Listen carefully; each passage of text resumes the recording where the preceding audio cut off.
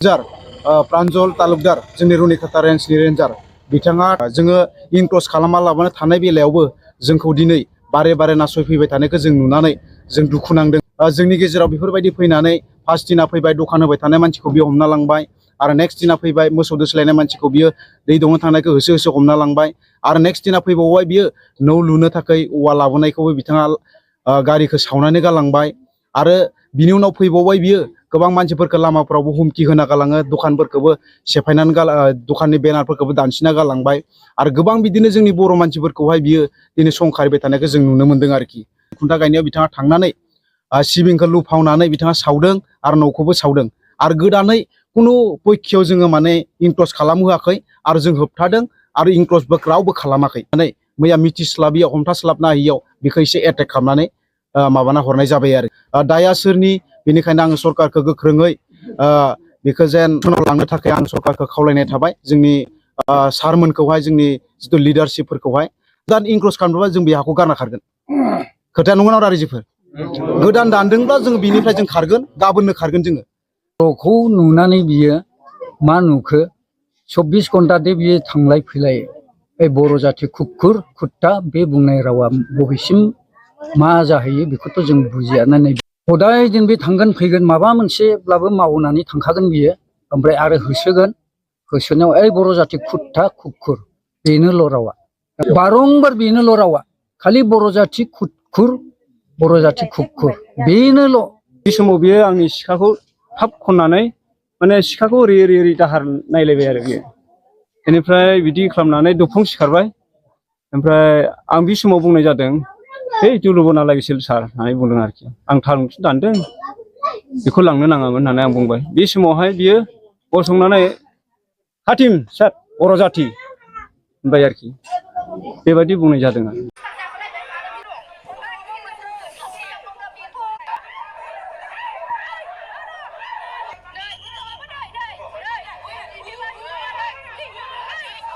लोगोफोर नोंथांमोना थाम्बनेलखौ नुनानै मिथिखाबाय आं मा भिडिअ बानायनो लादों। बे भिडिअनि गेजेरजों आं नोंथांमोननो मोननै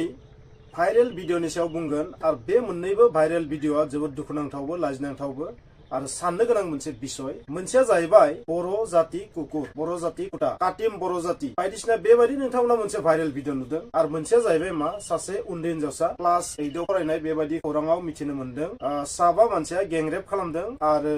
बै हिनजावसाया बा गथ' जोनोम होदों 9 दाननि उनाव बेबायदि खौराङाव जों मिथिनो मोनदों आरो 9 दान सिगांनो बिखौ गेंरेप खालामदोंमोन क्लास 8आव फरायनाय हिनजावसा। नाथाय जेब्ला गथ' जोनोम होयो बिनि उनावसो मिथिबाय जे खिन्थाना लाबाय बेबायदि जाथाया जादोंमोन आरो पुलिसा दिनै बै दायनिगिरिफोरखौ हमनानै लाना थांफैदों। जोबोद दावराव जादों नोंथांमोना थारैनो नुदों दिनै मा जाथाय जादों पुलिसा माबायदि हमनानै लांदों आरो बेयो जोबोद दुखुनांथाव जाथाय। बेवहाय बेबायदि जाथाया मानो जानो मोन्दों बोरै जानो मोन्दों बेखौ जेबो मिथिया। नाथाय आंनि बुंनो गोनाङा जाहैबाय नोंथांमोननो मोननैसो मटिभेसन। गिबियावनो नोंथांमोननो बर' जाति काटिम बर' जाति कुटा बर' जाति कुकुर बेबायदि सेन्टेन्स बुंनाय नोंथांमोना सानैसो गावबुराखौ नुदों। बिथांमोना खिन्थादों सासे प्रान्जल तालुकदार नामनि सासे रेन्जारनि सोमोन्दै खिन्थादों बै रेन्जारा माबायदि मोनदाइन गामियाव अत्याचार खालामदोंमोन सोरनिबा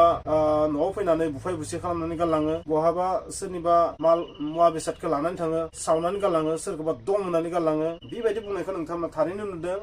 नाथाय बे भिडिअ'आव बबेनि मा जाथायनि बेखौ आं नोंथांमोननो प्रुफ खालामनानै होनो हाया। नोंथांमोना ससियेल मिडियाआव नुगासिनो थादों बे भिडिअ'खौ आरो बेबायदि गोबां साननिफ्रायनो गोबां सम सिगांनिफ्रायनो बै रेन्जारा बेबायदि अत्याचार खालामबोदोंमोन। बे जाबाय रायजो राजानि बुंनाय गावबुराफोरनि बुंनाय आरो बेबायदि खालामबाय थानायावनो साननैसो सिगांनिफ्राय बेबायदि खालामबाय थादोंमोन। साननैसो सिगां जेब्ला बै रेन्जारखौ लोगो नांनानै रायजो राजाफोरा बुनानै हरदोंमोन बिनि सिगां जानाय मोननैसो जाथायखौ खिन्थादों। बे जाथायफोरा जाहैबाय मा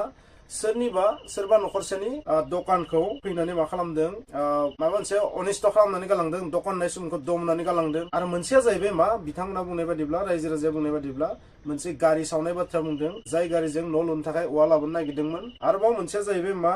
मोसौ दोस्लायनो थांनाय दै दौनो थांनाय मानसिखौबो दम होनानै गालांदों बायदिसिना रायनानै गालांदों। खालि मोनसेल' बाथ्रा बुङो जाहैबाय मा बर' जाति सैमा बर' जाति कुकुर बर' जाति कुत्ता बेबायदिल'सो बुङो बे बुंनाय रायजो राजानि। आरो सोरबा न'खरसेनियाव मा खालामदों सिबिंखौ लुफावनानै न'खौ सावनानै होदों बेबायदि जाहैबाय स' बेबायदि साननैसो सिगांनिफ्राय अयथासार खालामनाया बारानिफ्राय बारा जालांबाय थादोंमोन 24 घन्टा थांलाय फैलाय खालामो बै मोनदाइन गामियाव आरो बेबायदि जायखौनो मेखौनो दमहोयो होसोयो बायदिसिना बेबायदि खालामबाय थादों बै प्रान्जल तालुकदार नामनि रेन्जार थिग इनफरमेसनखौ आं कमप्लिट मोनाखै आं जास्ट नुदों आरो भिडिअखौ बानायदों स' बेवहाय गोरोन्थिबो जानो हागौ सोरनिबा नामा गोरोन्थिबो जानो हागौ आरो बेबायदि खालामबाय थानायनि थाखायनो रायजो राजाफोरा गामिनि रायजो राजाफोरा रागा जोंनानै बेखौ गाज्रियै बुदों जाहैबाय बिसोर साब्रै साबा बेबायदि थांनानै बेबायदि खालामबाय थायो होनना बुंदों रेन्जारनो प्रान्जल तालुकदार आरो बेबायदि बुनानै हरदों आरो बे बुना हरनायनि थाखाय गावबुराफोरा प्रेस कनफारेन्स खालामनायखौ नोंथांमोना नुनो मोनदों प्रेस कनफारेन्सआव गावबुराफोरा बुंनाय बादिब्ला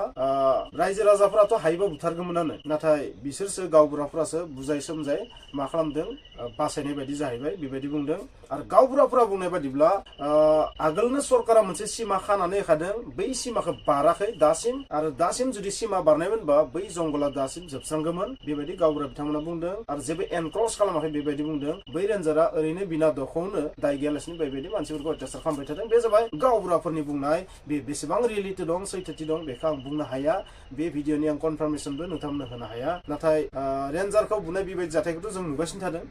माने निउसाव नुदों जोङो जाथाय जाखालि दा बाथ्राया जाहैबाय बेबादि हाग्रा ओनसोलनि खाथियाव थानाय मानसिफोरनि सायाव बर' मानसिफोरनि सायाव बिसेसके अत्याचारा दिनैसिम जोबाखै बेयो जोबोद दुखुनांथाव होननानै आं बुंगोन बेबायदि जाथाया बारानिसाय बारा जालांगासिनो थादों आरो बेखौ आं पलिटिकेलबो होननानै सानो गोबां समाव पलिटिकेलबो होननानै सानो आंनि बुंनो गोनाङा बेनो बेखौ पलिटिकेल इस्यु खालामनो नाजानोबो हागौ बे जोबोर साननो गोनां मोनसे बिसय जानानै फैदों पलिटिकेल इस्यु स' रेन्जारफोरखौ गोजौ लेभेलनिफ्राय माबा मोनसे बेबायदि आदेश होनानै बेबायदि अत्याचार खालामहोनानै पाब्लिकनि गेजेराव जुदि नांलाय खमलाय जायोबा मा जागोन बे मोनसे लास्टआव थांनानै जाथायाथ' गिदिर जागोन आरो लास्टआव थांनानै बे जाथाया जागोन पलिटिकेल आरो सरकारखौ रायगोन पाब्लिकफोरा बा बायदिसिना बेबायदि आरो अपोजिसनफोरा मा जागोन सुबिदा लागोन स' बे जाथायफोरा लासै लासै राजखान्थियारि जानो थांगासिनो दङ बे जोबोर साननो गोनां बे राजखान्थि लाबालाबनि थाखाय बेवहाय सोरबा लाबबो जागोन माइलेजबो जागोन आरो माइलेज मोनगोन बेबायदि बुंगोन नाथाय सबसे साननो गोनां बाथ्राया जाहैबाय बेबादि जाथायफोरा मानो जानो मोनदों दा बेनि रियेलिटिया मा बेखौ सोर बिजिरगोन सोर नायबिजिरगोन बेयो जोबोर साननो गोनां जानानै फैदों आरो बेबायदिनो जोंनि हारिनि गेजेराव गुलाय गुजाय मोनसे जाथाया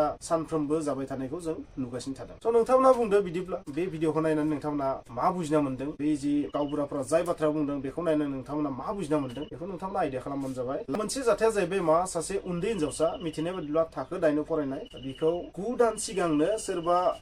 मुस्लिम साबा सुबुङा गेंरेप खालामदोंमोन जाहैबाय आरो गेंरेप खालामनानै दाबि धमकी रां होनानै थगायनानै फुस्लायनानै दोनदोंमोन जाहैबाय आरो उन्दै हिनजावसा नालाय मिथिया मा जानाय उनाव मा जाबाय जेब्ला गथ' जोनोम होबाय बिनि उनावसो मिथिबाय सोराङाव फैबाय गुबै जाथाया आरो बे जाथायाबो जोबोर दुंहाव थासारि जादों नोंथाङा थारैनो फुंनि समाव बे भिडिअफोरखौ नुदों जानांगौ माबादि न' सिंनिफ्राय दिहुननानै पुलिसा बै दायनिगिरिफोरखौ लानानै थांदों जानांगौ बिसोरो साजा मोनगोन जिहेतु माइनर गार्ल उन्दै हिनजावसा जायनि बैसोआ 19 बोसोर जायाखै बेनिख्रुइ उन्दै बेनिखायनो बे केसा जोबोर गिदिर जानायनि चान्स दङ जियानो जाया मानो केसा गिदिर जागोन जेल जागोन बिसोर थैजासिम जेलाव थानांगोन 15-20 बोसोर जेलाव थानांगोन बे डिफारेन्ट बिसय नाथाय बे हिनजावसानि लाइफआ मा जागोन बै जाथाय जाजेननाय समावनो जुदि हिनजावसाया खिन्थानानै लानायमोनबा बे जाथाया दिनै जायामोन आरो बिमा बिफायाबो जुदि मोनसे आइडिया थानायमोनबा बे जाथाया जायामोन आं बुंगोन बे जाथाया ओरैबायदि न'खरनि जागोन जाय न'खरफोरा जेबो माने तट गैया हद गैया बेबायदि जागोन स' सांग्रांथि गैयिनि मोनसे जेंना बा जाथाय होननानै बुंगोन सोरबा गेंरेप खालामनायनि उनाव